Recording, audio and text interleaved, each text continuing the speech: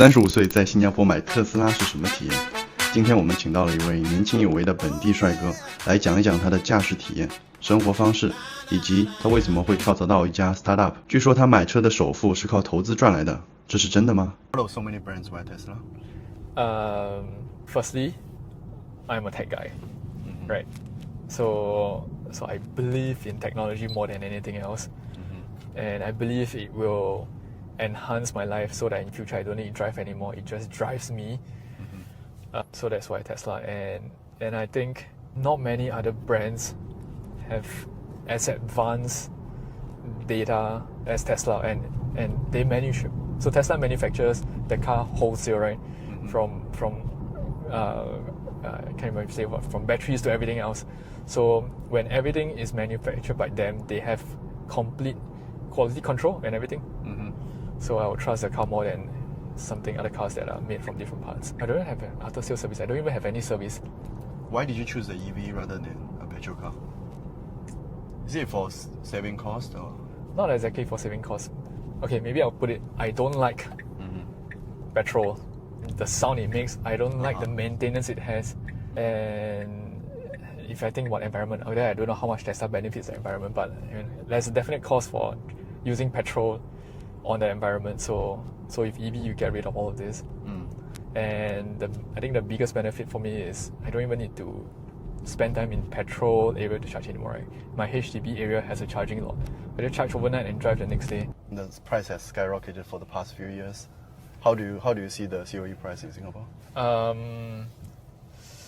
It feels like everyone in Singapore is somehow getting richer, and everyone can afford sky high price for housing, sky high price for vehicle. So I don't really think the COE could come down anyway. And I think I have reached a point in my life where I want to experience different things apart from just traveling by taxi and every day. Because think about this, if you stay a very far area in Singapore, you have to take a cab to anywhere every weekend. Will you still spend the money if the cab is $60? You wouldn't, right? But if you buy a car, you have no choice. Say, I already bought a car, let's go somewhere. It kind of makes life more interesting. So yeah. May I ask you, like, how much money did you spend on the purchase? Did you take any loans? So owning Tesla car, I think one good thing is your interest on the loan is very low. It's only 1.68%. So I took the maximum loan, 7 years, right? And the car maximum loan, I spent about 180k full price, but I take max loan. So in total, it's about 110k loan over 7 years, which if you add in all the interest, end of 7 years, I only pay 10k extra for the interest. And my down payment for this car was 70k. So I think it's quite worth it for me. Did it give you any financial burdens? If you want to own a car in Singapore, you shouldn't be at a place where if it still affects you financially, you still want to own it. Then you're going to feel a lot of stress, like you can't even afford any single incident. You'll be scared of driving the main road everywhere, right? So I would say I'm at a place where I feel comfortable and I have some disposable cash to spend, so I can afford things like, if any touch wood anything happens, I wouldn't be in a huge debt. How much income do you think is enough for people who want to buy a car in Singapore, especially Tesla? Especially Tesla. For Tesla car, it doesn't make sense to buy second-hand because of battery issues, right? Changing a battery can cost 20k. So if you're buying only first-hand cars, it will cost like what I paid, right? 70k down payment. Right? So if you average it out per month, just on down payment of the loan is 1.4k. My not petrol actually, just EV charging is quite cheap. Every month is $200, but I travel a lot. So then apart from that, like insurance per year, 2.7k, average out a few $100s a month. All in all, probably 2.2 to 2.4k a month, including season parking, including ad hoc expenses, top up cash cards. So 2.2k. And if your lifestyle add up with this 2.2k, doesn't exceed, I can't give a rough gauge, it doesn't exceed 40% of your monthly income, I think you're pretty comfortable. So far, did the car match your expectation? I would say exceed. Exceed? Wow. Yeah. In which aspect? Before this, I was driving my parents' van, right? So the van is just a really uncomfortable vehicle to drive. It's so heavy. There's so much maintenance you need to do on the van. So after transiting from there, I realized I have zero maintenance. So I've been driving for about 3 months, 2 months plus 3 months. I spent zero on maintenance. Compared to a vehicle, I would have spent money on changing the oil, changing certain filter. Things start breaking down. So far, everything is perfect. So it exceeded for sure. And how quiet the ride is. Yeah. Did your wife also enjoy the car? Love it. My wife can't travel anywhere without a car now. Wow. Was her decision or was Yes, your decision to buy the car? It was. I think it was mutual, and we might have decided it. You can say decided on a whim, but we also gave a lot of thoughts on it. And partly we bought it because I own Tesla shares and I sold it at a good time. So that was like last 2024 November where it was its highest. I decided to let's sell some profit and buy a car. I still want Tesla in the end. Yeah, so it was a good time for us, and it changed our lifestyle. So it's definitely worth it. So now do you drive to office every day? Yeah, drive to office every day. Where my office is, I have to pay quite a bit of ERP to come in the morning. But the environment, the atmosphere of not having to squeeze together with the crowd, I do enjoy this aspect of it. How much is your household income? Like, just a range is enough. Range of household is between 15 to 25k. Financially, is enough for you? No? Current lifestyle, if I have no kids, definitely enough. It's pretty comfortable. And it's comfortable to a sense where I can travel twice, 3 times a year, and not the kind of save money travel. I do get experience everything while I travel. But if I were to think about having kids in future, I don't think it's enough. I don't ever think I'll feel safe if I have a kid and I don't work anymore. Yeah, it's not like I definitely want to have kids, and it's not that if I want I will have as well. It's really come and go, right? But I'm just thinking about the future, and at my age where I can still make decent money, should buff myself up with as much savings as I can in case whatever happens. Is that a Marina hotel? MBS, yeah. It looks amazing at night. Yeah. Night sky in Singapore is pretty nice. I'm talking about traveling, right? Yeah. You travel 3 times, averagely like 3 times a year. 3 times a year.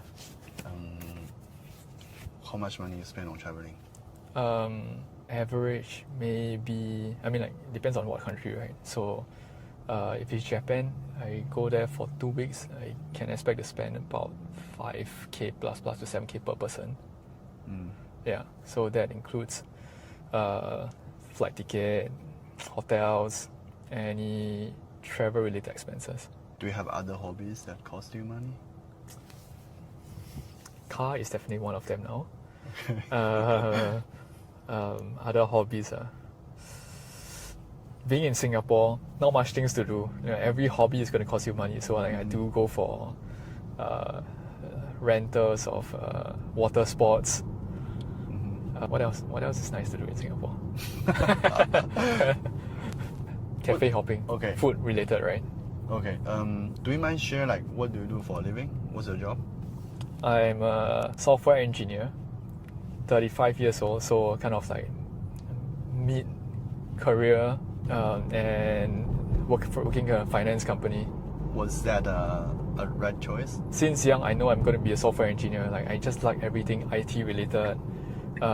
It's so efficient, right? I was a complete introvert as well, so I don't really like to talk to people. I rather talk to computer. Gives me a definite answer. So anyway, back to the main story. It is a not right industry for me because when I first joined, it wasn't the most popular area. Your parents will be saying don't go IT, don't go business, go lawyer, go doctor. But I just love IT with a passion, so I went in IT, and right when I started working is where the IT boom started. So then it was an area where I have passion and it brings in money. So I'm a believer of, your work should in some sense be the same as your passion. If not, you'll be working without a soul. Actually, it's rare for a local Singaporean student to choose the IT industry, right? It was rare last time. Now it's getting a bit too popular. And if you're talking about the new people who are in IT and they're going to graduate soon to their workplace, it might be a bit too competitive because they're not just competing with a lot of people, they're competing with AI as well. So, it's challenging for them. If let's say I have a fresh graduate student seeking advice whether they should enter this industry, what's your answer to them? If you are passionate about IT, you will succeed. And many of my friends who were in IT and they stopped being in IT industry, they went to product, they went to business. They left because they don't have passion. And there are some who decided to join midway as well. Many didn't succeed. The only ones who succeeded was really with a passion. So it boils down to how much effort you want to spend in learning all this stuff. If you have no passion, it's really hard to survive. Just now you mentioned nowadays the situation is different from last time, right? Yeah. How do you see the industry goes for the next 5-10 years? You look around you, right? There will be so many jobs that can definitely be replaced by AI. And if you're in one of those jobs, if you don't upgrade yourself to use AI, in some sense you may have a chance of being replaced. And even for me, right, the reason I left my company, or I joined a new company, is because I don't want to keep working as a software engineer, just building product. I need to do something related with AI, and I need to safeguard myself. And no one really knows how the world in future will turn out to be like. Hopefully, AI will be a tool to everyone to enhance their job and not replace. But if you're not on top of it, how do you know which direction you'll go? So it really changes on day-to-day basis. You mentioned you just changed your job, right? Yeah. Why do you decide to change? I was always in a startup environment, and I liked the idea of people working together towards a common goal, people enjoying what they do, people were collaborating to bring even more value. So that was my environment last time, all along. And after a long while, I was also curious how is a corporate environment like. So I decided to join a big company, and then I realized it is definitely not an environment for me, because people in corporate world, they sometimes gatekeep knowledge for their own benefit, but it's also essential for their survival. If you share everything, people might take advantage of your things, right? So it doesn't have that kind of startup environment that looking for people collaborate, people are passionate. So I don't sense a lot of passion in people working in a corporate environment. I may be wrong, there might be others as well who are really passionate, but they're just not for me. So I decided to go back into a leaner team, more startup environment where I can be proud of the things I built. Yeah, if I still work in corporate, I can't imagine being proud of the stuff I do 10 years later. So the culture, the team environment is the biggest difference between a corporate and a startup? The people who join them definitely makes a difference. People who are having the mindset of a startup environment, they want to bring value. It is unlikely for them to survive in a corporate world because they will just not find joy in building value in a product. They are just a very small part. They can't really make big influence unless you're at a high rank already. People who are in a corporate environment, they enjoy corporate environment. They will not enjoy a startup environment where you are one of the few people there who can really bring value. If you're in a corporate environment, you may not be incentivized to work overtime. I'm not saying startup works overtime all the time, but we care about things more than just time. We care about making a company great. We think about iterative stuff. But in a corporate environment, in a big company, you are just a really small role there, right? Yeah, I think the people is what makes the culture, and you don't find the right people who are in corporate will join startup, vice versa. In general, right? Do you see startups in Singapore pays more than corporate, or or the other way around? Depends. I was in a few startups at the start, and they pay really low. But also because the industry of the startup I joined wasn't the most competitive ones, right? I was in game studio, game developers don't get paid much at all. But now I'm in finance. Companies who are in this industry can afford to pay more. But also it comes with certain stress or certain decisions. They are different, right? Okay. So between startup and corporate, you mentioned startups might suit you more, but did you learn anything from your corporate experience? Good question. So particularly in the tech industry, the reason I joined corporate is because I want to see how a product scales to millions of users. This is going to be a very typical software engineer question, or a typical graduate who is curious about IT world. How does tech scale to millions of users? You can think about brands like TikTok or Facebook or stuff like that. That was the kind of stuff I was curious about. So the experience you get from working in this corporate environment is definitely good to see this, how teams manage hundreds of developers. But sometimes you get to a sense where building things at a scale won't give you any sense of achievement anymore, because you may just be a really, really low rank developer who don't get to make decision. You get to see things, you don't get to make decision, right? So, but in the startup world, at the same time, you don't get the exposure of building something huge. You don't get to see how technology scales to a million users. I mean, you may get thousands of users, but the solution for 1,000 users will never be the same for solution for thousands or millions of users.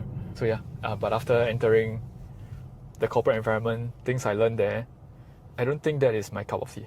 Basically, I care about the product more than the technology. So now I'm at a phase where I believe technology is just a means to an end. It's not the end goal. Like chasing higher technology, maybe endless. You don't really know what you're building in the end. But if you chase a product and you care about the user, you will in fact do better with the technology, not over-engineer stuff.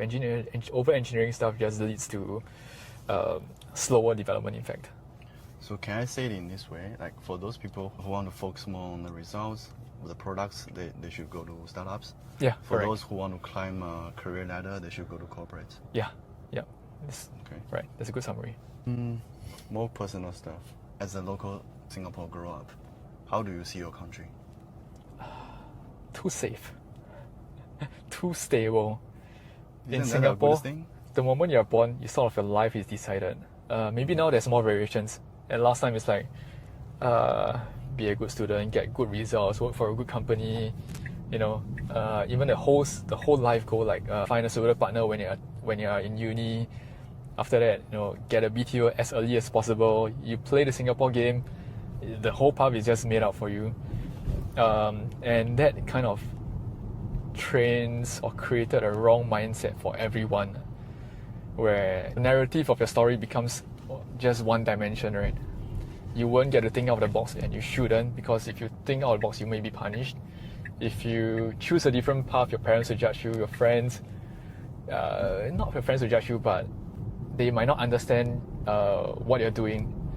So it gets to a point where if, let's say, I ask another Singaporean about, what is the other side of the world doing? Are you curious? They'll definitely say no. They have no exposure to that. Neither do they care, right? Not all Singaporeans like this, but I think how I brought out my environment last time was like that. The only struggle we have is keeping up the good impression of being a good citizen. If you are one, you'll be rewarded with everything I just mentioned. But the real world struggles are, people in other countries like, oh, I need to find food today. I don't have water source. How can I get that? And when you're faced with all this, you suddenly know where are your limits, what is your life, what do you really like, right? Give it an example, right? Everyone in Singapore just work towards a very similar goal. So if you are, let's say, not exactly happy with if you're a student right now, not exactly happy with the direction of where you go, what option do you have? You still have to finish the education system. You still have to start finding a job once you exit, to pay off your school loans. This may be similar everywhere in other countries, but I think people in other countries, they have more options. It is totally valid for them to start building an even small company out of their garage. We don't have such a luxury of space. And because there's an education system, right? Everyone finishes their education in Singapore. But in other countries, if you don't like it, you're not an academic person, you can do something else. It's perfectly okay. I hope Singapore can get to a place where it is more lenient for everyone who have talents in everywhere. I have friends who really excel in art, but they may be forced to do academic stuff, which they don't enjoy, right? If they were to do art first, they will be happier for sure, and they'll be more successful. So, this kind of boxed up because of everyone around you are doing the exact same thing. You can't really be too different. How do you define your worth? Do you define based on how much you earn? Do you define based on how happy you are? Ideally, it can be both, but when you only can choose one, which do you choose?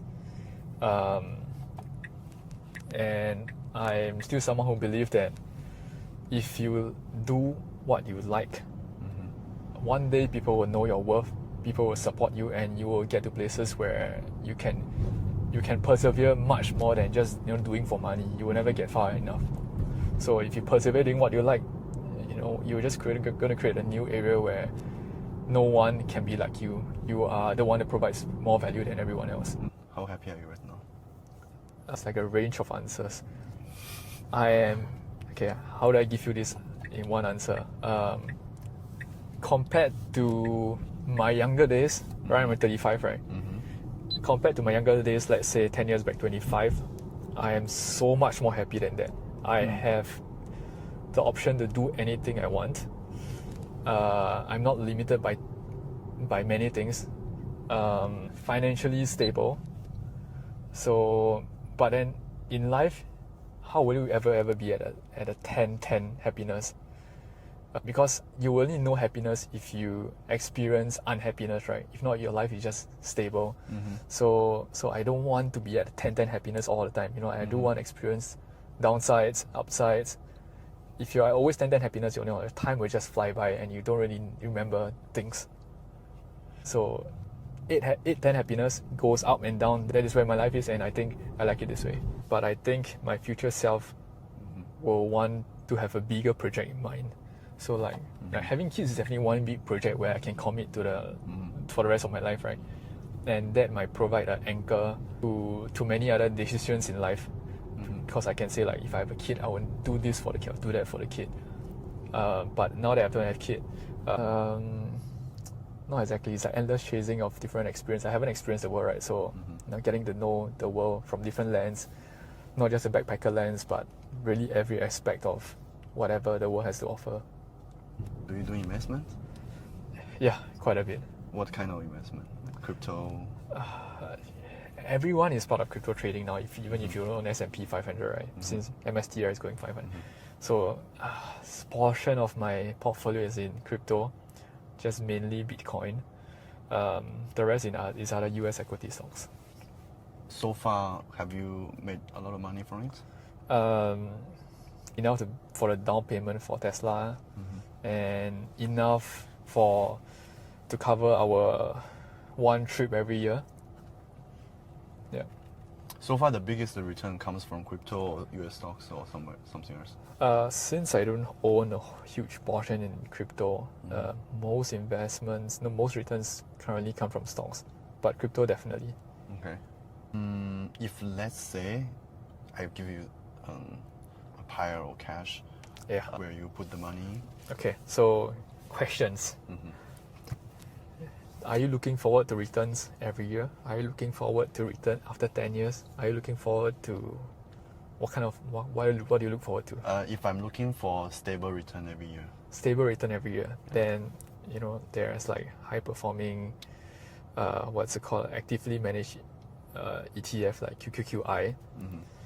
So that gives you returns every month or every few months. So anyway, because they're selling is it call options or something?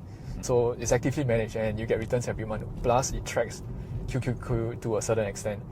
So that's your best bet. If it's monthly. But if you're looking to invest for a long period, I have a different opinion and thoughts on this.